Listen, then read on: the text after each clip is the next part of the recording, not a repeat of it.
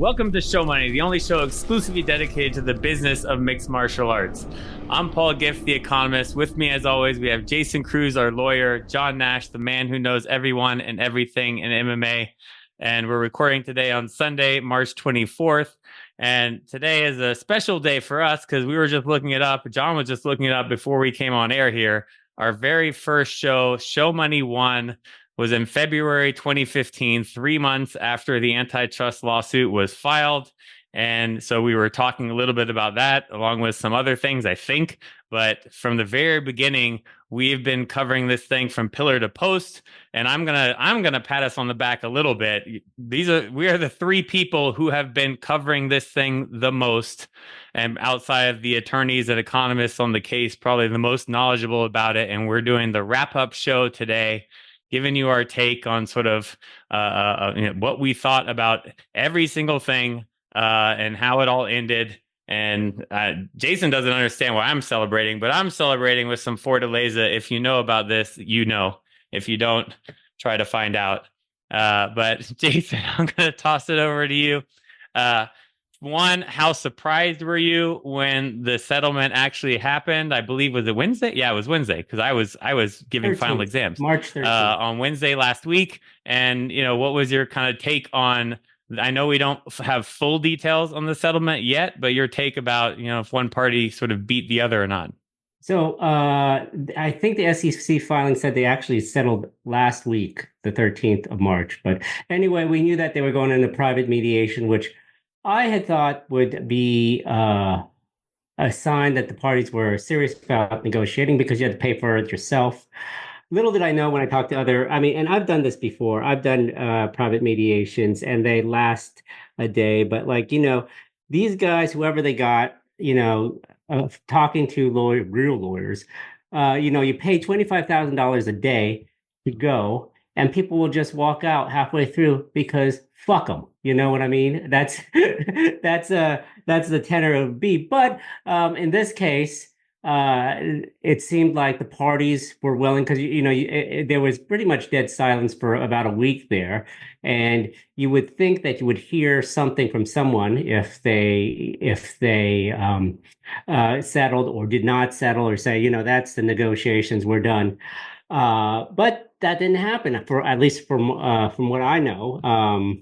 I don't follow anybody on social media, and the attorneys, let's be honest, shouldn't be on social media tweeting things, but we're in a new age now.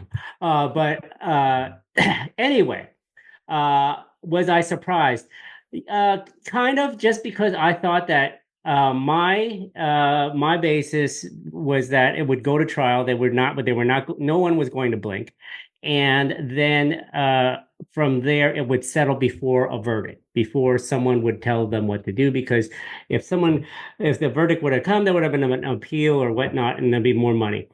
What it came down to were a couple things for me. One, money on both sides. Both sides did not want to expend the money that it would take to cost for it to go forward to trial.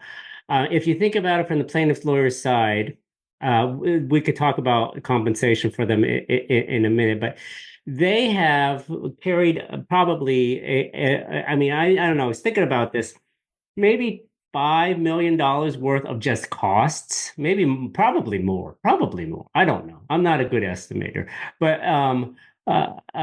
Plaintiff side you're talking about? Plaintiff side, yeah, paying for experts, paying for just paying for parking. The experts alone are probably 5 million minimum.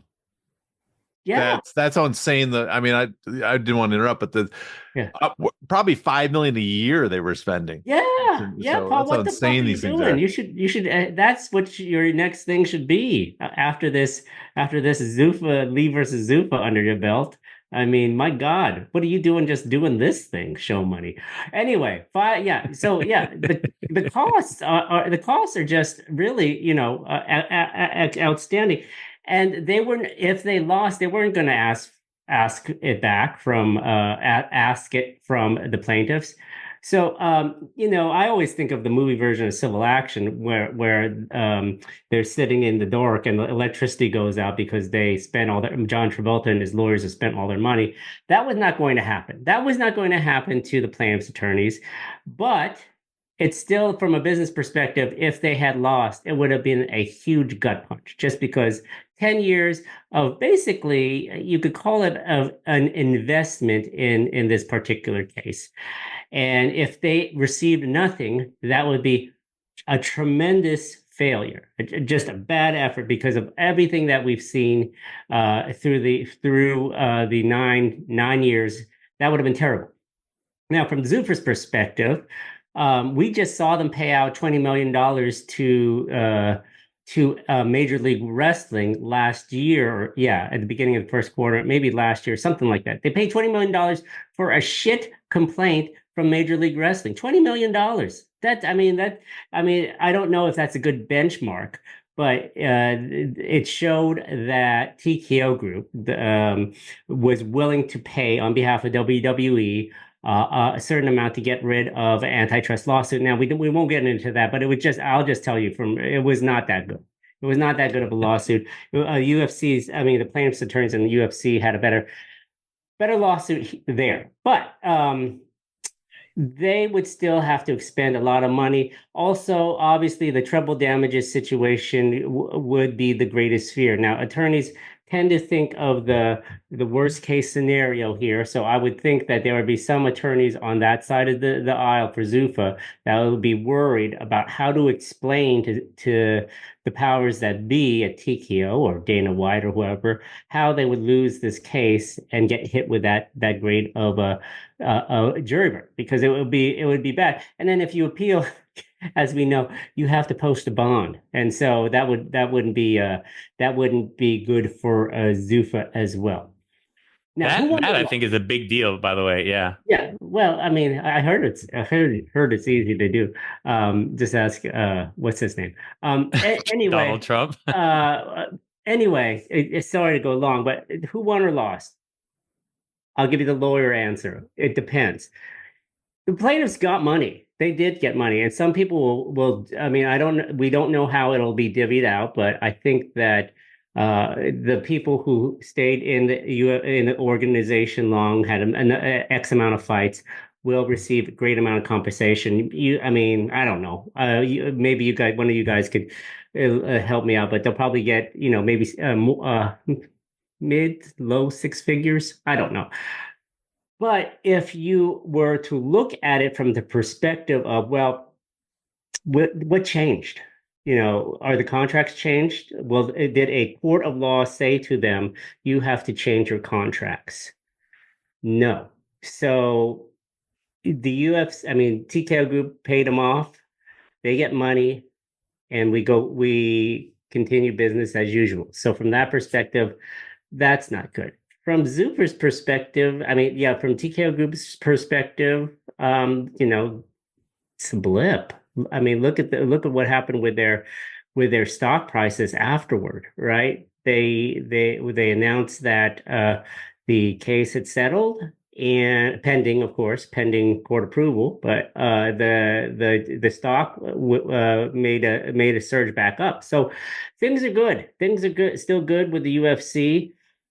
I don't particularly know now how to affect change for fighters legally from a litigious perspective. Maybe through law, legislation would be the next, or another shot at legislation, perhaps. But this was their chance. What did we learn from this? Well, it takes a long fucking time to litigate a case. Don't ever get it in front of Judge Boulware. And that's basically it. I hate to say that, because I think that there's a lot of fighters that really hope that there would be some long-lasting change to their sport that left a imprint on it. But money damages isn't that bad. Again, it depends on what you were trying to get out of it. Yeah, I'm sure we'll get into it. It definitely doesn't look like long-lasting changes coming from this. Throwing it over to you, John. Yeah, well, I'm going to get, after we all say what our instant reactions, I'll get back to that, because I think there's something really interesting that we talked about on this show, but we've kind of ignored how major a thing it really was event, and no one and everybody else seems to have ignored it completely. We should really toot our horn. We've talked about it more than anybody. And I will say we deserve a little bit of horn tooting today. You can toot your horn. I don't. No, I mean, when people talk about we've been with this case the entire time. I want to point out, not only was I there the day they filed the complaint in San Jose, me and Brent Brookhouse broke the story that this was coming. We did a panel discussion months before about the possibility of it, UFC being a monopsony months before the case. And maybe I'm mistaken, but I think my Google alert that something was filed allowed me to report it first before anybody else on Twitter that the case had been settled. And then when I emailed everybody to ask, hey, what is this up? I got a link to the K10, the K8 filing by Zuffa. So I might have broken the story that it was settled even before everybody else. We were there the entire time. So listen, people, this is, no one covers us I should say, I was going to say no one covers this case like we did, but it also might be possible for long stretches. No one covered this case but us three. So that's another way to put it. Was I surprised? I mean, no, because I went back to listen to our episode where we kind of predicted what was going to happen in November after the appeal was rejected. And I first of all, Jason had the best prediction by far because he goes, I ain't predicting anything because I'll be wrong. That was it. And I go, listen, you nailed that one. You did make a prediction. Paul thought it would go to trial. Except although to my credit, every single time it comes up, the answer is always the most likely outcome is settlement. But yes, I did think it was more and more likely he'll go to trial. Yeah. And I said it was going to settle for a few $100 million and some contract changes. Now we don't know. I bet you there's going to be some contract changes when this is finally revealed. The way it's laid out, it does sound like there's going to be something, but I also got a feeling those contract changes will not be game changers. They will be almost cosmetic only. It'll be going back to kind of like maybe the Francis Ngannou type contract at best that the UFC has moved far away from since then. So whatever additional information we get about what changes the contract will be better than what we have now probably on the contracts, but are not going to be like revolutionize the industry. So was I surprised? I guess if you watch the one Jimmy Smith interview where I said I don't think they're going to settle, it looks like I was completely wrong. But all the other interviews I said I thought they're going to settle just because, as Jason said, the potential when you have treble damages, the UFC's got to settle, right? Almost got to settle. They almost when you have that on the table. They don't. At least they didn't have to worry about injunctive relief. Made it a little different. That maybe they might hold out because the threat's not quite as great now. But that treble damage is going to make them settle. On the plaintiff side, as Jay talked about, these guys are spending tens of millions of dollars. I don't know what it is, but I was talking to another attorney, and they were talking. There's 4 firms, dozens of guys, thousands of hours per year. They are probably sitting on $50 million minimum, counting the expert and stuff costs that they've spent. They might have spent $100 million. I mean, one thing, Zuffa inundated them with paperwork. So they might have people working nonstop, spending twice what I thought they did. So they might have an unpaid bill of like $50 to $100 million they're sitting on the attorneys. So people are like, well, they should fight on forever. They're not going to sit there and go, if they had gone for injunctive relief for the next case, we are talking 3-4 more years minimum, not maybe 5-6 with delays. So 30 more million, 40 more million dollars. That's just a massive risk for these guys to cover. And so I don't think they're going to do that. If the offer was good enough that they could compensate the fighter something and get the return, they have to take it. Otherwise, they're potentially eating $100 million in costs that they're never going to recoup that they put into this. So I knew that they'd have to eventually settle. So I think, but I do have to take some blame. I think the general reaction of the public has been very like, oh, I can't believe this happened. And I always thought, well, that's kind of weird considering how much we talked, like it's obvious they're going to settle at some point. So then I watched the interview I did on like Luke Thomas and I went over and I could see why people are like kind of stunned is because I'd go over like these fighters, they're asking for 800 million to 1.6 billion. It's going to be trebled and they're asking for injunctive relief. And I'm thinking people got so caught up on that, they didn't keep watching the rest of the interview where I go, but that's why it's most likely the UFC will settle. And best case scenario, I think I said was like $500 million they'll end up paying the fighters and some contract changes because the risk is so great for both sides. So I can understand why you get caught up in those big numbers and the big event, what's possibly going to happen. But I guess when you see that, they ignore the part where we say the most likely is going to happen. And, I should have started with the most likely, but if I started with that, they would have stopped watching the show because that's the excitement level's gone. So to get long answer short, I was not surprised, but I can understand the disappointment in people because it is not going to change the industry. And if this had happened back when it originally should have happened, when the judge said he's going to grant it, we're going to go to trial originally 4 years ago, we actually would have probably thought, wow, that's a pretty good settlement, 300 and some million, for the league class. But because it didn't happen then, and 4 years later, the UFC's revenue and profits and everything have taken off so much more since then, and their control over the market's gotten greater. I think people look at it like, well, that didn't do much, and understandable because honestly, it didn't do much. Although the pool of fighters will probably get paid, they'll get something. It'll be not nothing. I'll say that. Yeah. Okay. All right. And let me sort of share my perspective on all this, and where from the beginning, right? We were always saying settlement is the most likely outcome, but more recently, since it went so long without settling, kind of like what you said, John. They could have done it, 4 years ago or something like that. I started to think more and more it was going to trial, especially with both sides so entrenched in their positions and truly believing they were correct.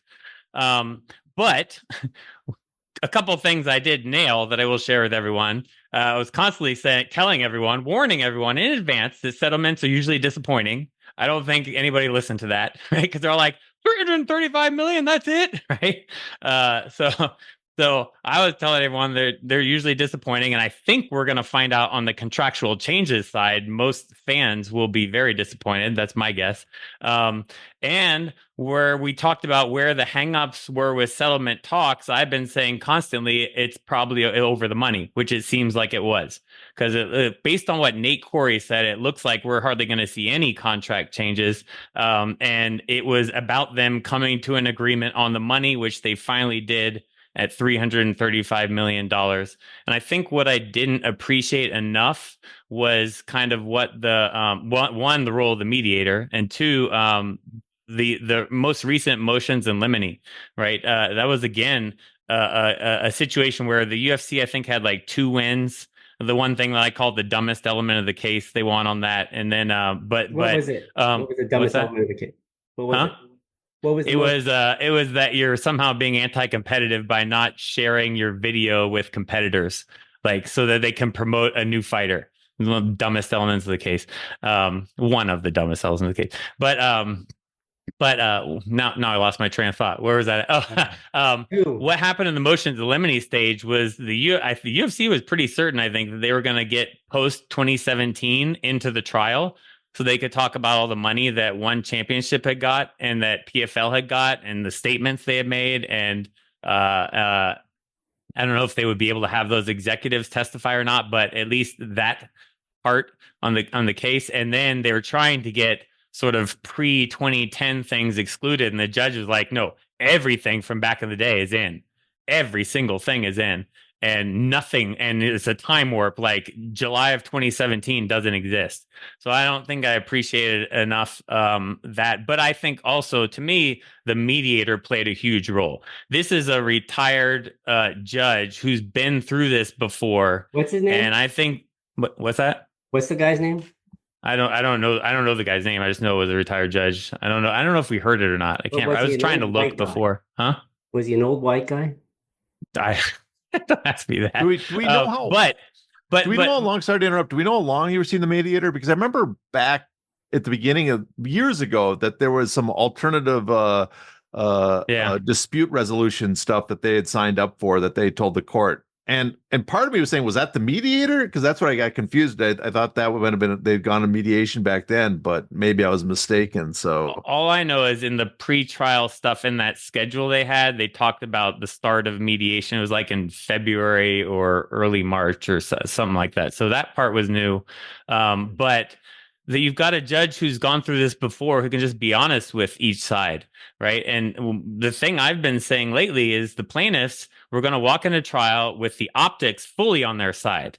I mean, we could go over all the things, right? The Joe Silva emails, the Dana White, Lorenzo Fertitta emails, cutting off oxygen until they tap out. The Joe Silva saying, what is it? If they turn down this offer, we'll put them on a prelim against a tough fighter. The Mike Mersch email, right? Saying, and you never get out of your contract, right? All that. The Pride lawyer saying, this is why you bought Pride. They have all the optics on their side. The fighters that, when you compare them to NBA and NFL, don't make that much money in a relative sense when you compare the two, right? The UFC becoming enormously profitable. But the UFC, again, this is me having done this stuff before, had the economics on their side when you're talking about this wage share and all this other stuff, and that winning your fight doesn't make you any extra money. And I could go into a bunch of different things. The output's somehow been reduced.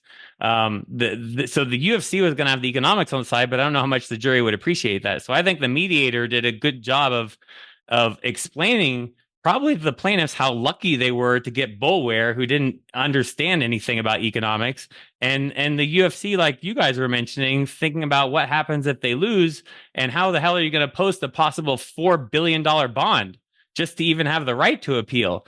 I mean, would Judge Boulware go at the high? Who decides damages, the judge or the jury? I don't remember. The jury would they go at the high in the range, and then would Boulware triple it, and then the jury decides damages? Yeah. The judge does injunctive relief. So, okay. But I mean, they could have done a jury trial. I mean, I think you're just interrupting. I think your model, your part about the regression being a big thing would have been much bigger normally in a jury case, but in not a jury, but in a bench trial. In a bench trial would have been much bigger because the judges generally are more. I just don't think regression models are something normal people care about, understand at all. But I will say this. I agree. According to Zach Arnold, we all know there was mock juries, and we talked about the demographics of mock juries. According to him, independent contractors were the most resistant to the trial. So it's possible, and I don't know if he was talking about the plaintiffs or defendants' mock trials, but it's possible that either party did some mock trials and got independent. And I could even believe it. There's a possibility independent contractors are the type of people that you see on Twitter, like they shouldn't have signed the contract if they didn't want to do it. So Uber and Lyft drivers might have been like the people saying, hey, if you don't like this deal, just don't sign the contract. So it's possible that the plaintiffs went in there going, fuck, I did not know that there's a group of people, a large pile of people that are that anti to this storyline that we built. So I think that's a possibility as well. Sorry to interrupt. Keep going. No, I was basically done. Right. But I was basically saying, I think the mediator did a good job of helping the plaintiffs see how lucky they were to have Judge Boulware, who, in my opinion, does not understand economics. Okay. But cut it in a sec. Go ahead. You better not have a case in front of Judge Boulware. That's all I'm saying. It's true. The guy literally in his order was like, and this expert witness supported this methodology in his own research, and here's a citation to 2 papers the guy had nothing to do with, and a consulting project. It's like, what is wrong with you, right?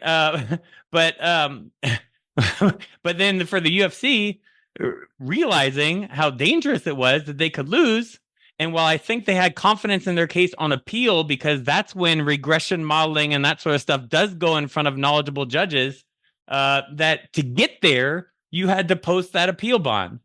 And how are you going to be able to do that depending on what the damages come in at?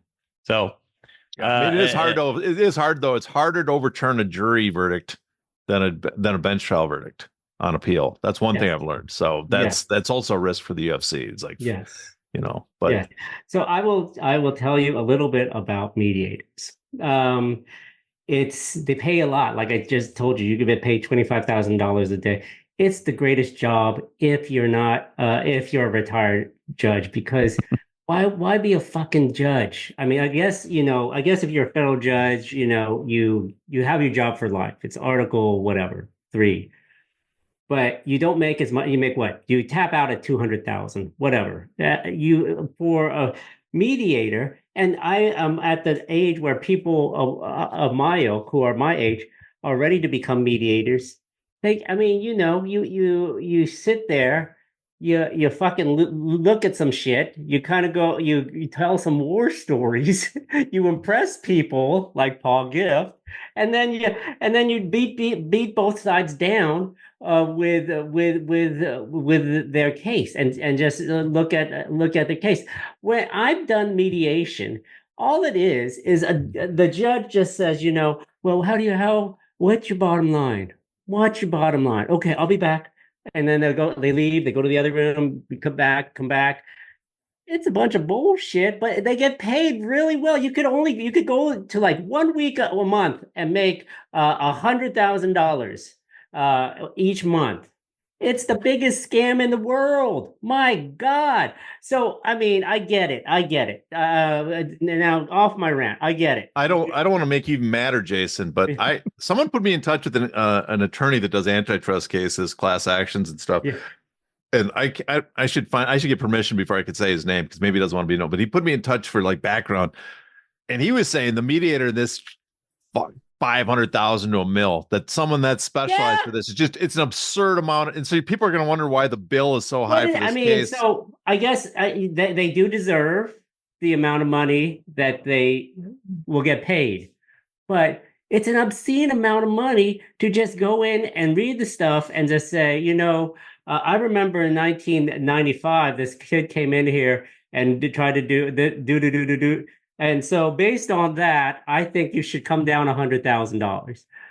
It's ridiculous. It's ridiculous. There is no real rhyme or reason. I mean, I get somebody's going to try to explain to me, but fuck you. I'm set in my ways. Someone's going to explain to me like how this is some sort of, well, technically, Jason, I come in and tell you a certain amount. Okay. Both parties did mock groups or trial groups, or they talked to people adverse to their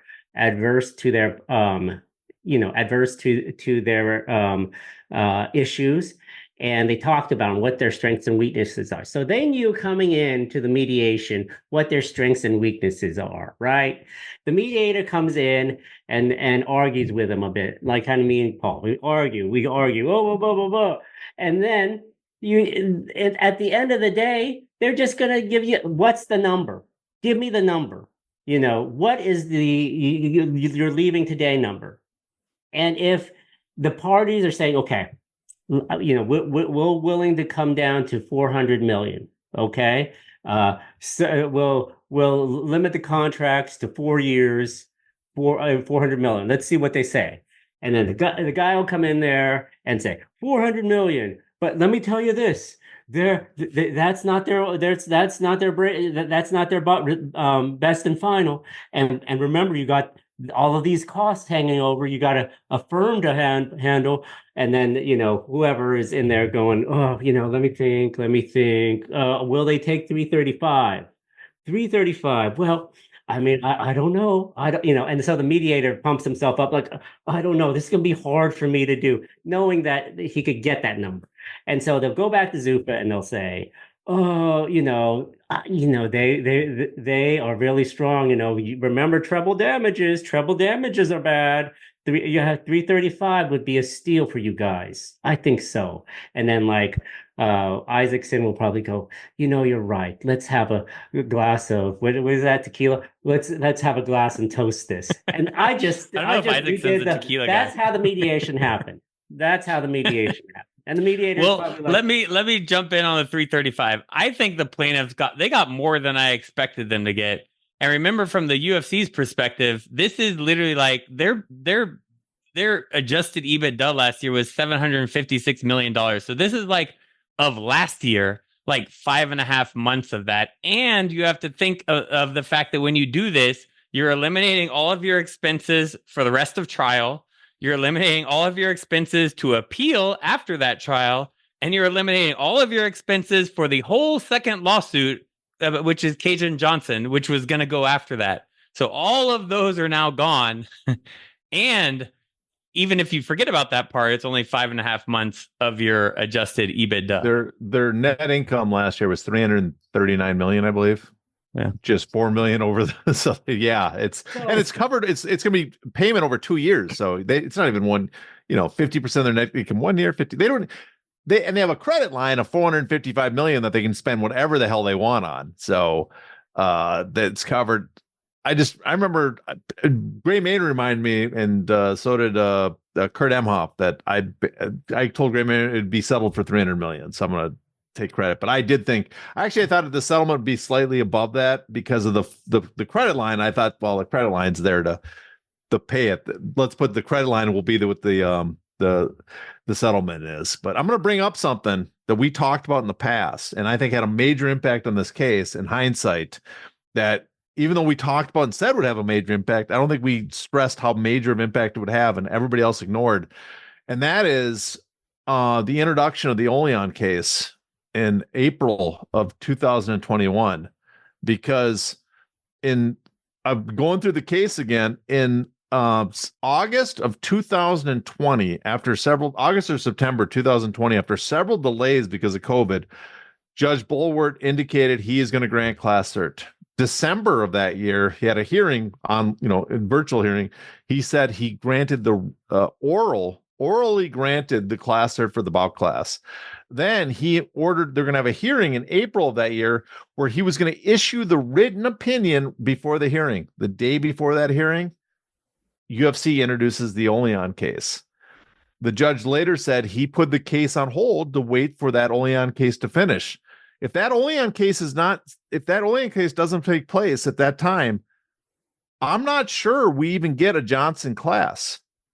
I can almost guarantee you that that we would get injunctive relief for the Lee class. And so we'd go on trial later that year with Lee class having injunctive relief with them, that the many members of the Johnson class had probably been enrolled into Lee. And eventually, if there is a Johnson class, in other words, the Lee class would not have that problem. It'd be a much bigger cudgel. They would have gone into trial quicker and with the cudgel of injunctive relief for their case. But so what you're saying is things would have sped up, right? You're saying there wouldn't have been this. Oh, John's probably got a cat issue.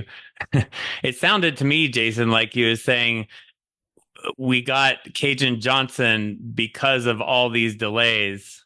Yeah. And what we do know is they definitely didn't get injunctive relief in Lee because of all the delays, because the UFC's contracts had changed so much over the years. Because there's a second class was introduced, or because there's a second class introduced, the Lee class lost standing, and they couldn't do injunctive relief for Lee. No. I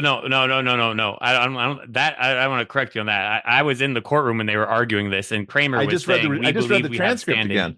I just read the transcript again. They could not, because none of the Lee class were active fighters when the Johnson class was filed. Yeah. They cannot do injunctive relief for those group of fighters. For Lee? For Johnson. Oh. For the current fighters.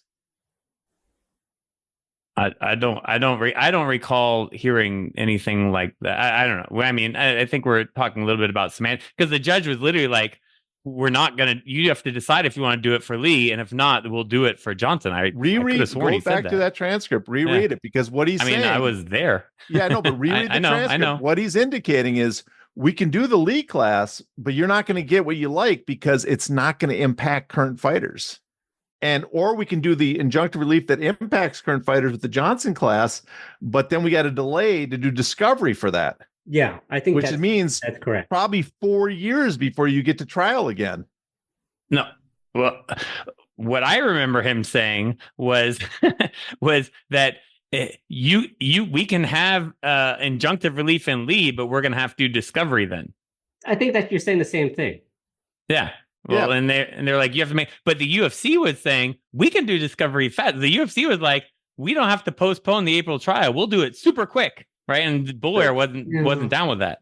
Well, but anyway, I think what you were trying to say, John, regardless of that detail, right, was that that thing in 2020 led to Cajun Johnson and led to these delays that messed with injunctive relief. Is that what you're saying? What I'm saying is, because they delayed that class cert, because they did that, when July 1st hit 2021, they were going to start having fighters that no longer, but the statute of limitations were running out. They were going to get prejudiced in the case. So they had to file a second case. If they had done class cert, they could have gone in and said, we just want to do a few months of background discovery so we can do research, so we could add these additional fighters to the case when we go into trial. You're allowed to do that. In fact, they even, during the hearing in November, they talked about that's what the UFC attorney said they expected to happen. But because they filed a new class, now guess what happens? That new class, you have to be a current fighter for that class to have standing for current fighters. Otherwise, you don't have standing. You can't do an injunctive relief if you're not a current fighter. So they had been fighting at the time they class that. And the UFC, who after the Trump administration signed an amicus brief and sent it to the Supreme Court, and the new Gorsuch, the new Trump appointed judge, was the deciding vote, they decided to make constitutional class action waivers and arbitration. So as soon as this new class was introduced, who you can't force class action waivers and arbitration on already people in litigation, but now we have a new class that hasn't gone anywhere yet. They started introducing the class action waiver contracts.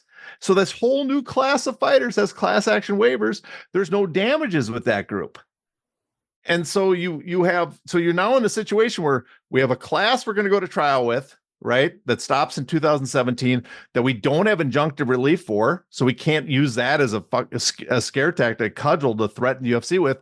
And the second class coming after them that has injunctive relief, they have no damages because they introduced a class action waiver because they have no members in that class that can sue. I think we talked about it before, and that makes perfect sense. But we talked about it on the show and everybody kind of ignored it, but it just shows you the loss of why there was so few leverage, I guess, why the case unfolded the way that it did, because there wasn't leverage on the league class, and the UFC is like, we can pay this, and now we don't have to worry about anything. There's no real threat from this class. Let's just pay this $335 million and just get rid of both of them, and we don't have to worry about class actions in the future because everybody's now signed a class action waiver. Yeah, see, I took it as a sign that the plaintiffs were. I think we're seeing that.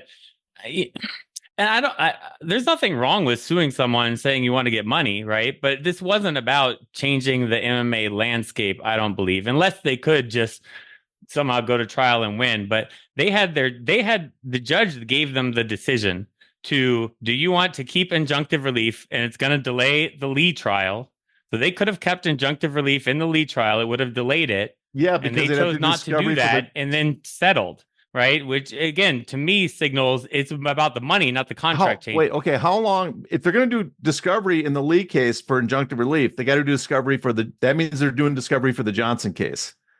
Discovery, right. That means that discovery takes 2 years, and then you got to have hearings and analysis and stuff to contest those hearings and analysis. That's 2 more years minimum. That's 4 years. All I'm telling you is when it came to issues with contracts, I don't know what the plaintiffs would have agreed to, but the UFC was willing to do it by April this year. That was never realistic. That's what they say. Well, I'm just telling you. That's what they say. But as soon as you do that, you open up discovery. They're like, well, we got to do all the discovery and the whole. Because UFC, I don't even think they produced. Did they even give any discovery yet to the plaintiffs at that point?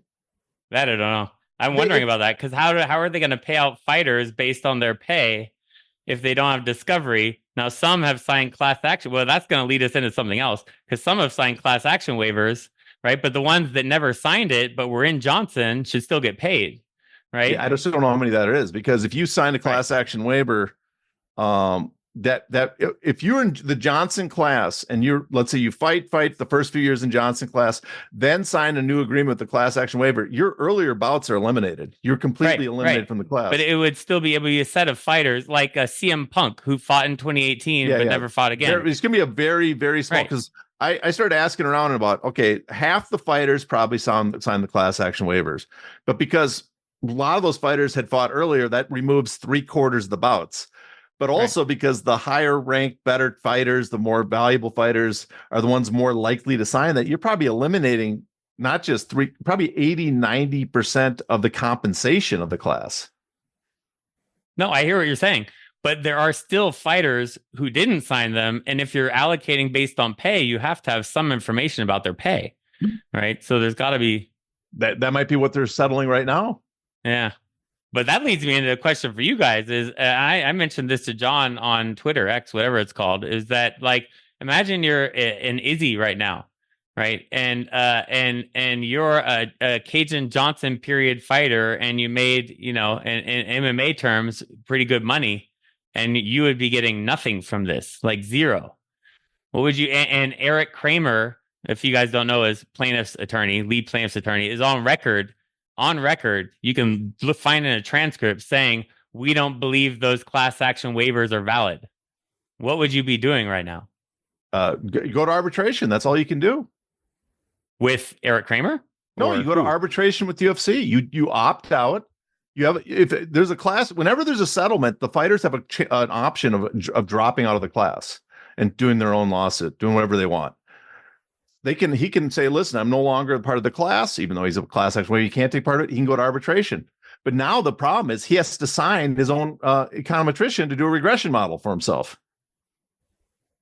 And that's costs a fortune to come in and prove that there's antitrust damages. Wouldn't you be negotiating with the plaintiff's attorneys right now? I don't know. Maybe I don't need. Why? He's not part of the class. He's not allowed to be part of the class. Now, maybe the plaintiff's attorneys are going to say, we're going to make we're going to give every fighter in it, even if they had a class action waiver, some small amount of money compensation. No, maybe they'll do that.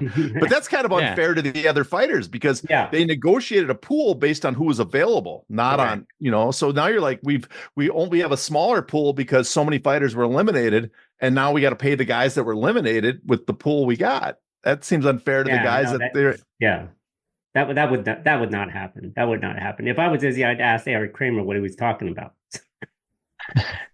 I mean, realistically, if he said that if the class action waivers are not valid, I would ask, how are they not valid, right? Because that potentially could be the next lawsuit, right? That because if they're not valid, then they should be receiving some. They should have their ability to sue if they wanted to. But again, Izzy would have to hire his own attorney, hire Eric Kramer, hire his own attorney and whatnot to do that. And that's a lot of money and a lot to do with the UFC. And I'm not sure if arbitration would cover that. So, I mean, I know they could probably go to arbitration, but I don't know if they could cover that. That is covered, the interpretation of the contract. So what I'm getting at is, couldn't Izzy, like, who decides who gets how much money? The plaintiff's attorneys? I think that is the parties, right? The settlement. Oh, I mean, I guess. Wait, no, excuse me. It is the plaintiff's attorneys that are head up the class action. When they certified the class, they certified the law firm that would be lead in this. Right. So they were the ones that decided to take the 335 and whatever other accommodations that they would receive. And then as far as, maybe got your guy Hal Singer to come up with a way to disperse that money. But obviously it's going to be based upon how many fights, how long you've been in the organization, that kind of thing. Right. But if Izzy is saying, I'm a part of the Cajun Johnson class, and you are not going to give me any money because you, Eric Kramer and team, are saying that I signed this class action waiver, but you are also saying that it's an invalid waiver. Wouldn't the dispute be between Izzy and Eric Kramer and the team? Bro, I'm not trying to make cases for people. No, but that's what I'm thinking. I'm like, why aren't they lawyering up and going after the negotiation of who gets the money? No. I mean, no, because are we talking about the Lee case or are we talking about the Cajun Johnson case? We're talking about the settlement of both cases. Well, I guess that's one and the same. So he would have to, I think what John said is he'd have to hire his opt out of the settlement and get his own lawyer, right? Because you could opt out of the settlement. But his whole deal, what the argument I'm saying he would be making is, I'm a part of the settlement, and you plaintiff's lawyers are excluding me because you're saying I signed a waiver. No, the UFC. That's UFC saying he signed the waiver. That's UFC saying he signed a waiver. That's everyone saying he signed a waiver, but the plaintiff's attorneys. Did Eric Kramer say that he can't? You said Eric Kramer said the waiver is. Eric Kramer said in a hearing that he did not think they were legal to stand upstanding. Right. Now, what Paul is saying is because Eric Kramer made one statement in a hearing that he has to go to court on behalf of Adesanya and get the Supreme Court to overturn the previous. No. decision. That's not what No, I'm saying. What I'm saying is that if it's the plaintiff's attorneys who decide who gets how much money, and they don't believe these waivers are valid, but yet all of a sudden they're going to say, hey, these fighters don't get any money because they signed these waivers, that seems inconsistent. And it seems like a fighter would dispute that with them. They may be, but I guess my question is, did they investigate it after making that statement? Because my understanding is they did not learn about those waivers until relatively recently. In fact, I don't think they learned about them until we posted articles about them. So if that's the case, and maybe he made a statement, I don't. If they investigate later and found shit, we're out of luck. These are upheld by the law, the court. There's precedent. Then that changes things. But he also but if he does think they don't stand up, then yeah, he probably should challenge them as on behalf of the class. I mean, yeah, I would think that would be a part of the settlement, is determining whether or not these class action waivers are valid, right? So they would assume they include Izzy, but they would have to have that discussion with the Zuffa attorneys, or at least maybe the mediator. Maybe your guy, the mediator, came in and swooped in and took a look at that and said, "No, this is invalid. We got to pay Izzy. He's a part of this." Or maybe, guys, all I'm saying is, or maybe he didn't. There's $335 million out there.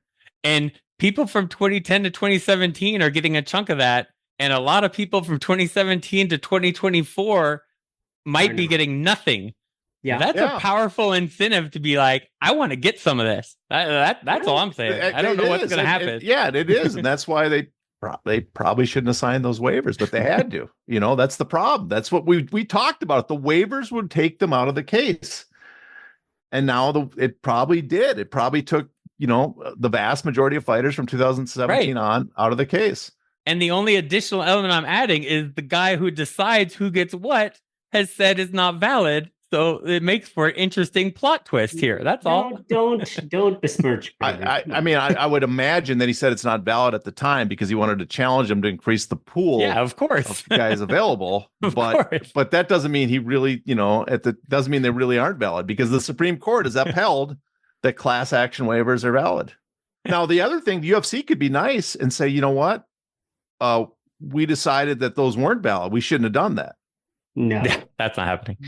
So it's kind of, I'm just saying, it's weird that the plaintiff's attorney is the one that has to find a way to round this loophole, but the defendants that inserted it, there's no criticism for them here. Well, maybe your mediator here could have decided this. Maybe he said, Jason's all about the mediator. Let's just waive this. Hey guys, I'm the mediator. Let's just waive this stuff. We'll waive the waivers and include these guys in the class. They could have done that. They seriously could have done that, because it is the mediation.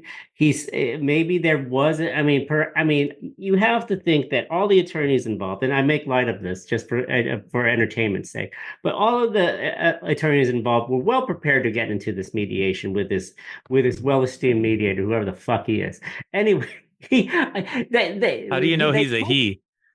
Oh, come on. Yeah, look at that sexist guy. Look at that. Let's be honest. Just saying. I'm sorry, but it's true, folks. And I don't want, okay, well, maybe not, but it's probably a dude. I'm just saying. Anyway, so he could have just said, he hammered that out with Zuffa lawyers and said, hey, I know you guys have had them sign these waivers.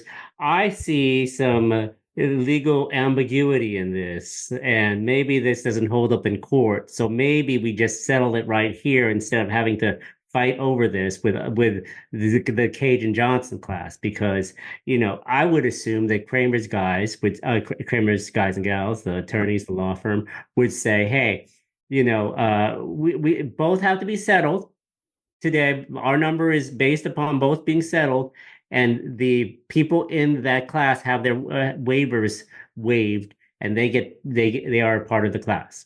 That could have happened. As a mediator, you could mediate that and just write it up in the settlement write it up like people write it. They type it out, but type it out and just say that's a part of the settlement. Is that altruistic thinking? You betcha. But I mean, maybe that's a way around it so people like Izzy get paid. Yeah, the reason I'm pretty confident that they're still not part of the class. I mean, who knows? Like I said, they could send out a small check as a token for everybody, but which I don't think. Again, we goes back to probably be unfair to the other class. But it's 325 million. That tells me right now that the rest of the Johnson class, that settlement, the rest of the Johnson class is not in part of the settlement because you think of the leverage. You're going in and you have treble damages. That's the fear of the UFC right now. And then the other fear is injunctive relief for a class that has almost no damages attached to it because everybody has a class action waiver, the vast majority of them. And it's 5 years down the road before you get that done. Right? That's not a massive piece of leverage there. The leverage is the return, the amount on the league class. I'm guessing the vast majority of that compensation, that settlement is set for the league class, much smaller for the Johnson class. And for the Johnson class, it's only the few fighters that didn't sign the waiver because the rest are not part of the class action. They're not members. So question, how do you not sign a waiver? You can't. That you don't fight for the UFC then. So that's like, I mean, how do you not sign a waiver? So how do you sign a waiver? No, double negative. I know. I'm an attorney, but like, you take your hand and you go like. What I'm trying to say is like, so Cajun Johnson's lawsuit, the people that in it did not sign a class action waiver, but you said that like after Lee, they made all the fighters sign class action waiver. So how do you not sign it?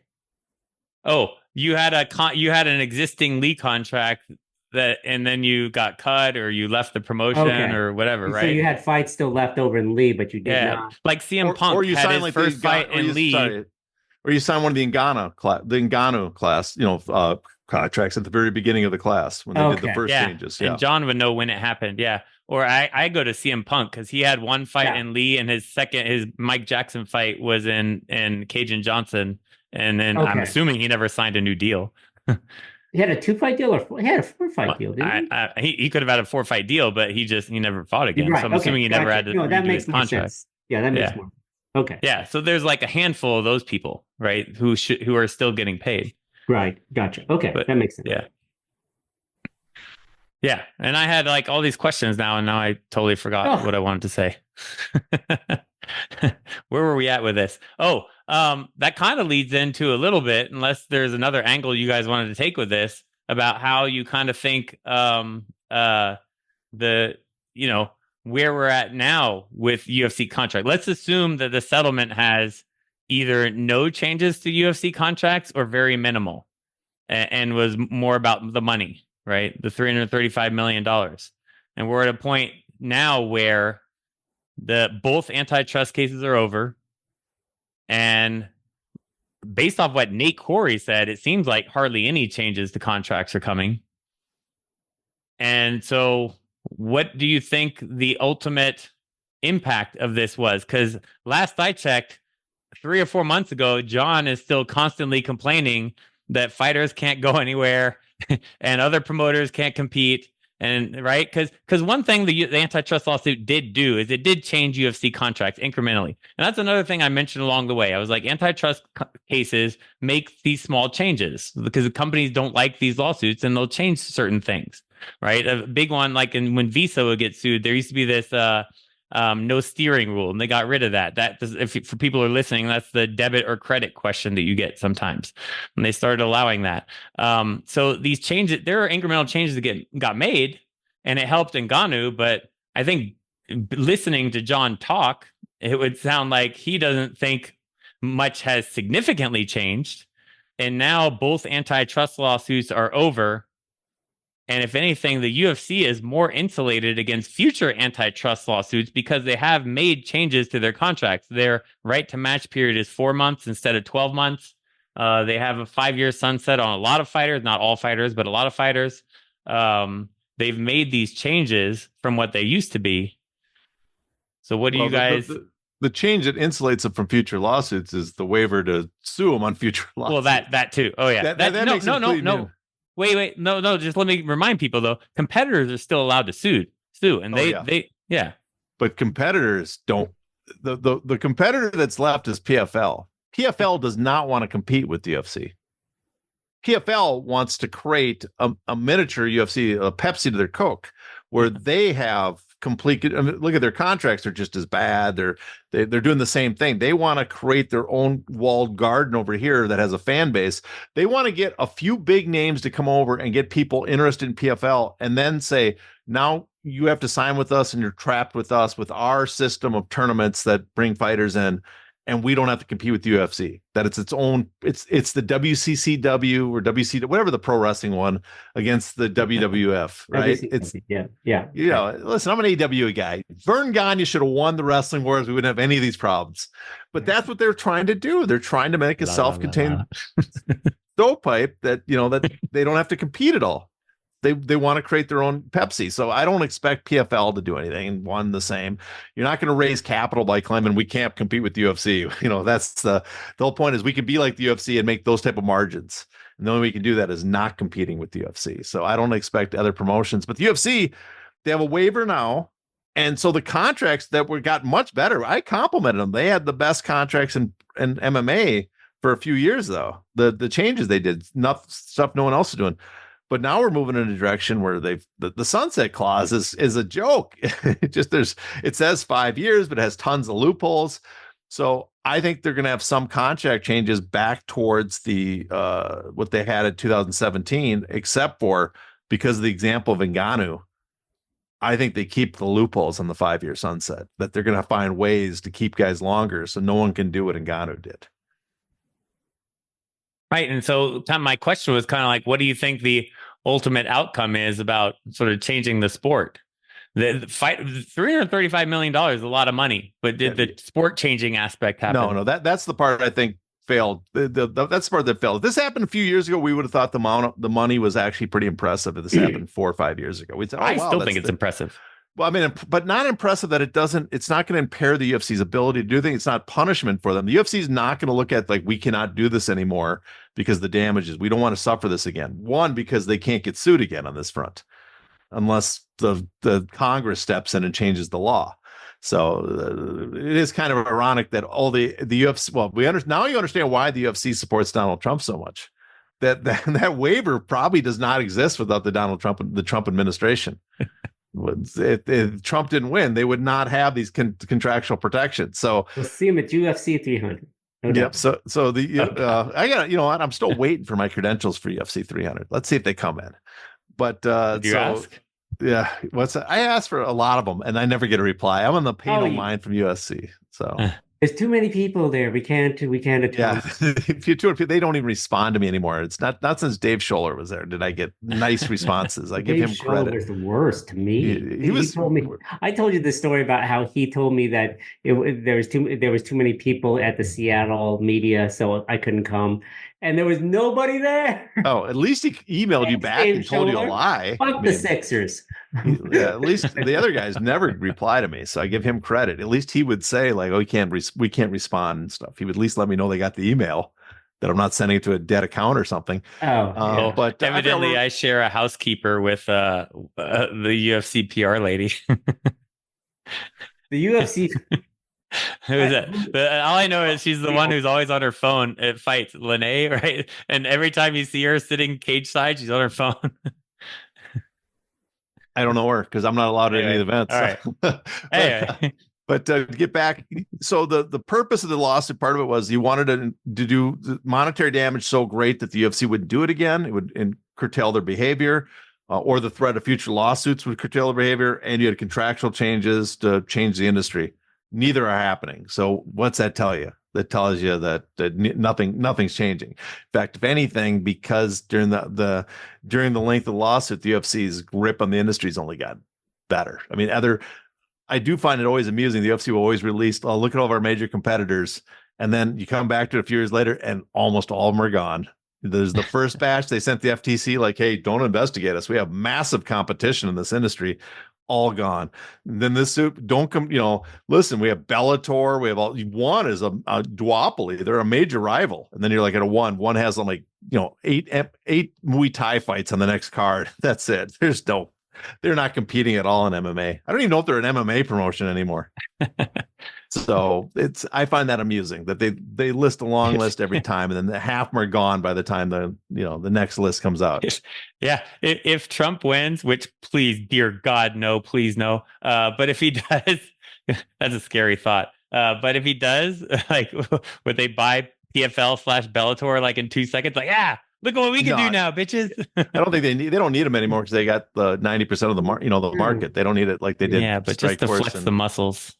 But yeah, I mean, the get off on a tangent. I mean, the one good thing for Trump gets in office. I mean, right now I guess they're only feared to be like the FTC or DOJ or NLRB doing some action right now because those three entities, all three of them looking out for they have a order by the administration, executive order to look out for labor, right? And so they could conceivably take action.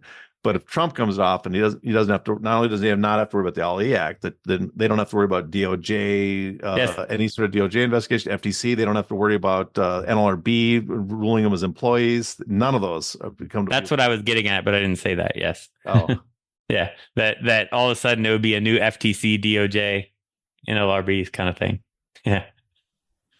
Yeah. Mergers, acquisitions are no longer under. Yeah. Back to the world of let's back to how it's been for a while. The consumer welfare model rules again, which is weird because Trump says he's against monopolies, but maybe they, also you got to remember the previous Trump administration, the head of the antitrust division, Macon Delream, he was a lobbyist for the UFC, went to Trump and then left. And now he's attorney in the firm that represents the UFC and Endeavor. Oh, I didn't know that. Yeah. So it's like, there's just a straight revolving door between, UFC's just completely piped into the Trump administration, the GOP. So if they win, it's inconceivable any actions taken at the federal level, and it's already very unlikely any actions taken. So, all right. So, what other aspects of this settlement do you guys think are interesting, need to be discussed? So I was just going to add that. I think that the settlement would have been a little more, like John said. I think there are hurdles to this for this case overall, and the fact that the pandemic hit really hurt the forward progress of this case. I think that the shutdown of the world really hurt how this case was going to happen. And Judge Boulware really did the plaintiffs a disservice by not being forthright and fucking filing that class action certification earlier. I think if the timeline for this case had been compressed more, it had been a better position to be settled prior to 9 years, 9 years down the road, 10 years down the road. I think fighters would have been a little happier with what they'll eventually get.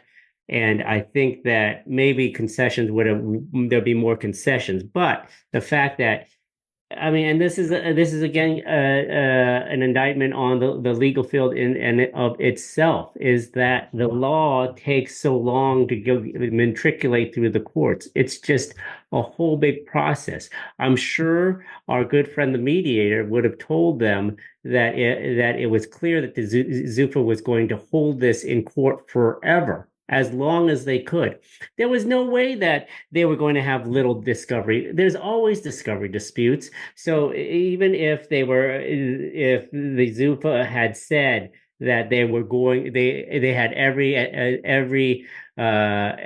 intent and belief that they were going to do discovery in the fall of 2023 and still be ready for trial for Lee in April of 2024, was a little bit of a tall tale, simply because there would always be a discovery dispute. There would always be more stuff to look at. There's always ways to extend discovery and make this longer. So I think that if there's anything to be learned of this settlement is the fact that suing takes a lot of time, especially these huge antitrust cases. And I'm not sure if everyone had the not, I mean, maybe, I mean, not the attorneys, but I mean, I'm sure everyone in the class probably did not have this vision in the mind that when they filed in 2014, that they'd be looking at a settlement maybe 11 years later, 2025, when the last payments are doled out.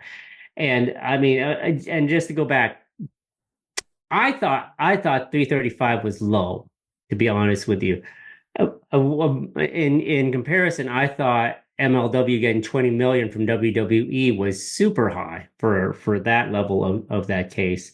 So I don't know if that was a benchmark that the parties had looked at. I'm sure it was something, but again, 335 is good just because they do get some money, but it wasn't. It's what your expectations were for this particular case. All right, John, and how about you? I guess I can wrap it up with my thoughts after that. Oh, yeah. I had some good thoughts, and then I lost track because Jason talked a lot.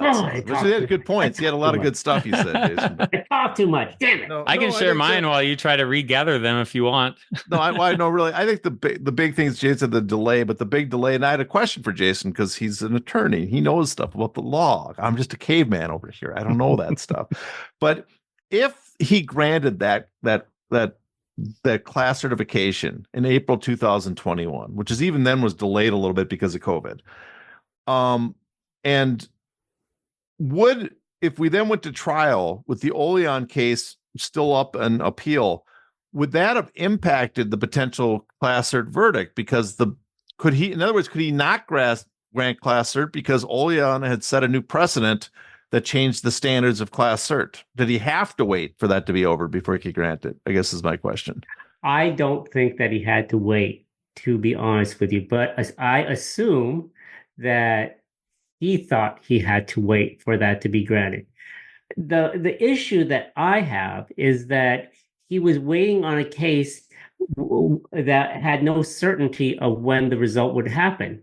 So if you can imagine that if they had, I mean, this is hypothetically speaking, if you had 10 cases, 10 different cases with different facts, but they're waiting for one issue to be decided by one appellate court, not the Supreme Court, but just an appellate court, which in and of itself could be appealed and overturned. You know, why wait? Why wait? They could go forward, and if the onus would have been on Zuffa to make an appeal and say, hey, wait here, Judge. We have to, they just decided Olean. We have to rethink this, that sort of thing. Because I mean, that's the frustrating thing about the law is that, you could be tied up. You could have the perfect case and have to go forward, no issues. But then there's some other case that the judge, the fact finder, is waiting for to pending to decide your case. And so, I in my opinion, I don't think he had to wait. It's clear that he thought he had to wait. So, okay. Well, that's the reason we had such a long delay, right? Yeah, and it was stupid. And because of that, they lost the injunctive relief in the Lee case, and it started the whole problem with for the plaintiffs, that's got to really hurt because they lost probably their biggest fear tack, the thing that they could put the most fear in the UFC. The biggest leverage that they have. We're going to go in there with all the fighters receiving damages, none of them out of the class. And we have injunctive relief. If you don't go through this, we can change the business model. We know how important it was because Isaacson even said in interviews that damages is no threat to the UFC business model, that the stock market should not be reacting that way because injunctive relief is not on the table. All right. And I mean, I think Jason had it right there that, clearly when you saw his rulings after the fact, whether Oleon happened or not, he was going to certify the class, right?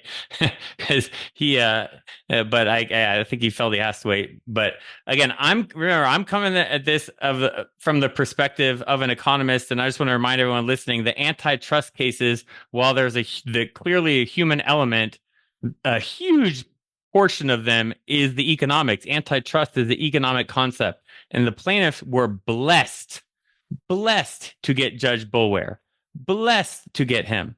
And so, the main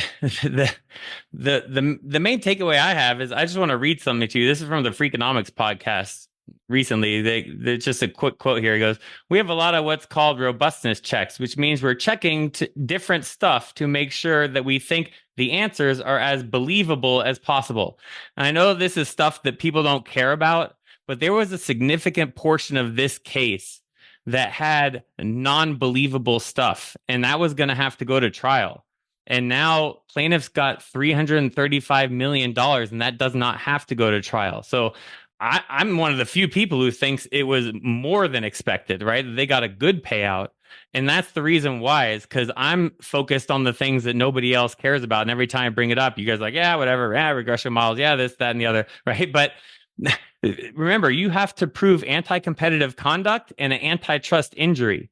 And part of that, the way that plaintiffs were showing that the UFC suppressed pay was with something that in order to believe it, you had to believe that, I'm just going to go back there, that winning your fight did not increase your pay, even though we know that 94% of fighters have win bonuses. And then there's a whole element that when he was on the stand, the evidentiary hearing, he talked about a very highly correlated relationship, that it was in the 0.2 range, somewhere there, which no one in their right mind would ever say. Like, to me, that's possible perjury. And you had that going on there. And all of that was going to come out in the trial. So all of that got avoided. $335 million. The plaintiffs got a great deal, and they won. I think the UFC won as well. To me, I was talking to Kevin Aoli about this, and I was like, Kevin, it's going to sound like a cop-out, but I think both sides won. They truly did. Plaintiffs got more than I expected them to get.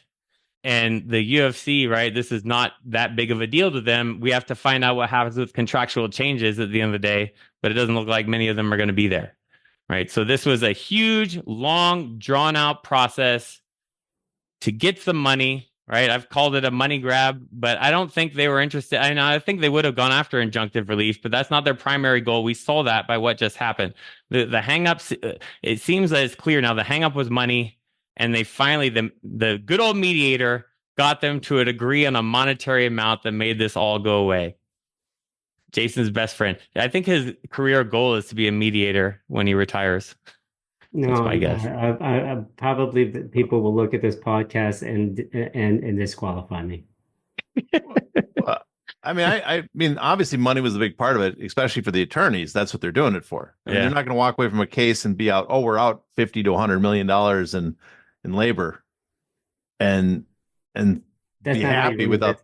Yeah, it's like, wow, what a great, yeah. They're not going to say, oh yeah, we would have shot down, we would have taken no money to get injunctive relief and been out tens of millions of dollars that we put in this case. I mean, I don't think that's conceivable by them. I mean, I know you can tell, Fitch and Macy and those guys and Kung Lee, they wanted injunctive relief. That was their primary goal. And you got to convince, the plaintiffs can go in there and tell the judge that we don't agree with the settlement, the named plaintiffs. And I don't get that sense they're gonna. So I'm sure they knew. Yeah. That's why I think that the idea that injunctive relief would have taken years more, that it was the Johnson case. So I'm sure they had a talk with, that's what you do with your clients all the time, is that you have to mitigate expectations about what's going to happen. And it really sucks for the fighters, the ex-fighters that wanted to leave at least some sort of lasting, something better off for the industry than when they fought. Like, so the fact that it won't happen in this particular case is unfortunate. But again, the realities of litigating is just tough. also the theory that they had behind this has been completely changed, because the whole theory was, if the UFC doesn't change their behavior, we just sue and we collect some money in the future and do it again in the future, get those fighters more money from a lawsuit. But now that the UFC has changed, that window is that's not even open. You cannot compensate any of the future fighters for it. I will say it is interesting, just on pure nerd. One thing's interesting is the reaction from fans in MMA world is this was a disaster in many ways. But I have a lot of people I follow on antitrust Twitter, which is a real thing apparently, and the legal guys, and they all thought they were surprised at the reaction, because they all thought it was a big win, because in their world, that's what I said. It's a big win. I said too. I understood why people think it's a big win. The other thing too, this is the first ever Section 2 labor monopsony case, class action to ever get anywhere. I don't think they've ever been class certified. And it's definitely the first wage share one. Yeah, that too. There's some.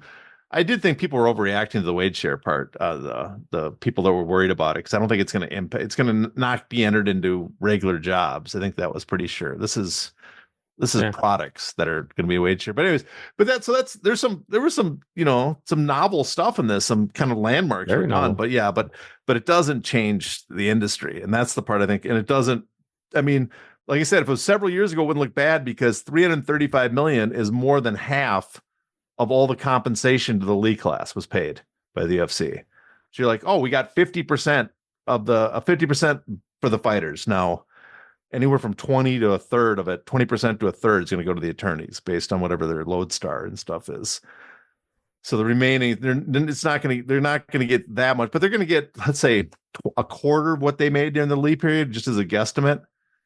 Which is, for a lot of fighters that are broke or have problems after the UFC, it's probably not bad to get a check like that. And you got to pay taxes on it, but this isn't money that's gross. Like when you fought for the UFC, there's no trainer fees, no manager fees, it's none of those other expenses that go with it before you get your net. You pay your taxes, you get this money.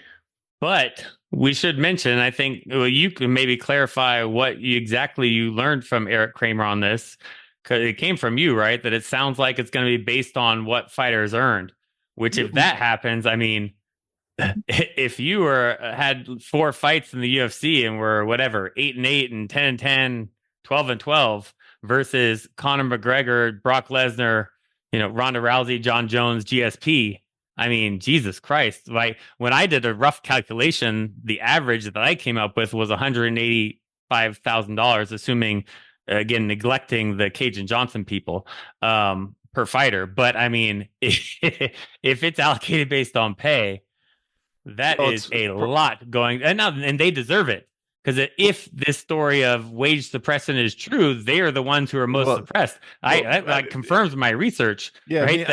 That big name fighters got 8.5% of their MRP. Right? Yeah, me and you talked about this before. That what we don't agree with the Helsinger model at all is that we think that the most damaged are the top guys. Yes, so absolutely. People are going to get upset by that, but truthfully, the top guys probably deserve those. He commented and he says it's most likely to be proportional, right? That'd be one of the methods probably looked at. But that seemed like the most likely. Now, who knows? Maybe they'll have, like I said, there's so many possibilities. Maybe they'll do a bare minimum. Maybe they'll do something. A portion of it will be maybe a small amount, 1,000, 2,000 for every fight you had during that period. I'm just making stuff up here, people. Yeah. So, but the most likely it's proportionate. You take the percentage of the total compensation that was made during that period. What percentage did you make that's of that compensation during that period? That's what percentage of the settlement damages you'd get, probably. That seems to be the most likely. So, but that might reward. I mean, if you fought once and made a ton, you'd get a big piece of it. But if you fought a lot, you might compile after a while. But the guys would be most hurt would be the 1 or 2 or 3 fights. And but I mean, I don't know. I don't have a system how I would do it. I haven't thought about it that much, but that's sounds like the method they're going to use. So, but again, at least people will get something. I just don't think it's going to be, you're not going to retire on it, but it's going to be like the California pension. A little better than that, the California pension. I mean, what, actually, 185 pre-tax? What? Is that 185,000 pre-tax? Is that what you were saying, Paul? Well, I just did a rough calculation and gave a third to the attorneys and then took 1,200 fighters and did like the average, right? But I mean, that was like a ballpark figure, right? Here's another thing though to consider. That pool of fighters might be bigger than we think. Smaller than we think, because if it's only, let's pretend it's only the Lee class, because they settled on Lee. So who knows? Maybe the injunctive relief changes was all the Johnson class gets out of this. Maybe there's going to be some contractual changes, and let's just pretend no damages are being paid to the Johnson class. All the money's going to the Lee class. Well, that's 1,214 fighters, but it's really not 1,214 fighters. Remember, you read the bout, it doesn't include non-citizens that are not U.S. residents who fought overseas. You have to fight in the U.S. So if you're a non-citizen, non-resident, if you're on those Singapore cards or when you're looking at like particular bouts. Yeah. So, but there's a lot of fighters, that fought overseas. Not a lot, but there's probably maybe I guess you take off 100, maybe 200 fighters from that who fought on international cards and never fought in the U.S. and are probably not U.S. citizens or residents. And that part makes no sense either. Like somehow they're not damaged. Well, I guess it sounds like that's an American legal issue. Yeah, I think it is an American issue, but I do agree with you, Paul. It's annoying. Yeah. A third of it's unfair. Yeah, I mean, some of them are probably big name fighters that didn't fight. I mean, I'm sure certain guys were big in certain countries and they fought repeatedly over there in their home country. Yeah, just for visa issues or whatever, for immigration issues, it's easier just for them to fill in on the UFC Fight Night cards wherever they. So maybe well, you guys are throwing it out as a legal issue. I also think of it as the two sides, right? The plaintiffs always have an incentive to make these markets as small as possible, so whoever they're suing is sort of a bigger percentage than that. And the UFC is the one saying, "Hey, it's global, it's everything," right? So it's also a byproduct of what happens when someone gets sued, right? You have to argue that the relevant market is small, and so you lead to all these things that it's US only, it's this, that, and now at the end of the day, once the money's out there, certain people might not get paid because of that, right? That's the way I think of it. No, but that's been there from the beginning. That's part of the bout. That's been there for years as the part of the bout class description. Mm-hmm. Right. So, right. Yeah. But it's because of what plaintiffs have to do to try to make their case. They always want those relevant markets as small as possible. I don't know. I don't know the reason they had to do that, but it sucks for the fighters. But I guess it's just like how fighters don't care about each other. Often they're individual. I'm sure every fighter's like, let's keep eliminating more and more people out of the class. Still, more for me. It's the same, but it's more for me. And I want to see if the manager for Izzy is listening to any of this and being like, maybe we can get him some money. Let's see. They won't challenge UFC. I mean, we saw it from this. That's the funny thing. What's funny is how many fighters were angry about this this outcome. And I'm like, I don't remember ever seeing or hearing you be vocal public about this case ever. No, I hear you.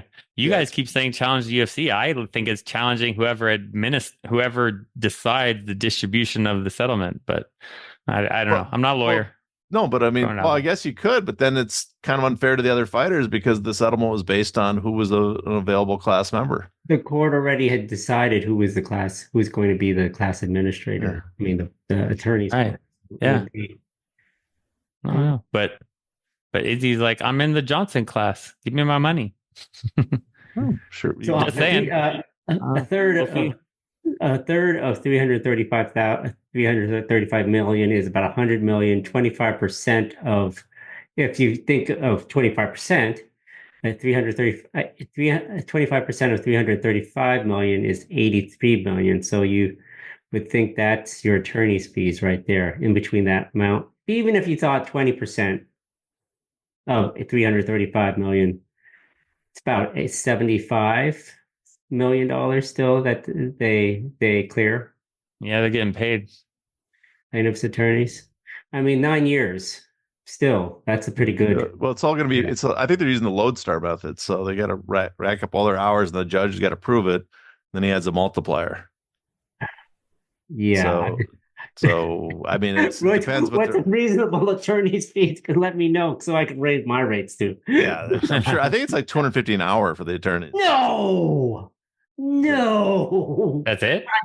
No, we're talking about every general freaking low level clerk there. Blended rate. No. Are you talking blended rate? Oh no. Yeah, that sucks. So maybe bump it down to like 70 million then.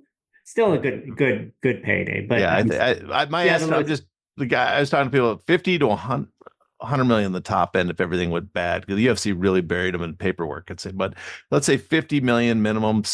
Let's say 70 midpoint, 70 million is their total bill. So then the judge decides how good a job he did in the case, and then he multiplies it. And there's a max they can do, I guess, based on, how the damages are. So And that's not even the it's costs we were talking about earlier. So goodness. 1.213 or something. I don't know. Yeah, it'll probably end up being I don't know, anywhere from 20 to 30%. I can't even take a guess what it's going to be, but it'll be in there. Oof. Oof. So a sizable amount. I just ballparked it at a third. That's good. We'll see the exact number. Third is what you usually... Everybody will pleasantly surprised if it's less. Yeah. Yeah, everyone except for the plaintiffs. The attorney, yeah, they'll be like, wait a second. But yeah, it's a huge undertaking for those firms, and is a reason why they make the big bucks. So lesson learned. Well, I guess I was going to say never sue the UFC, but they got something. They won. They actually, I'm sure they made back what they put into it, even though it sucked for 9 years, almost 10 years.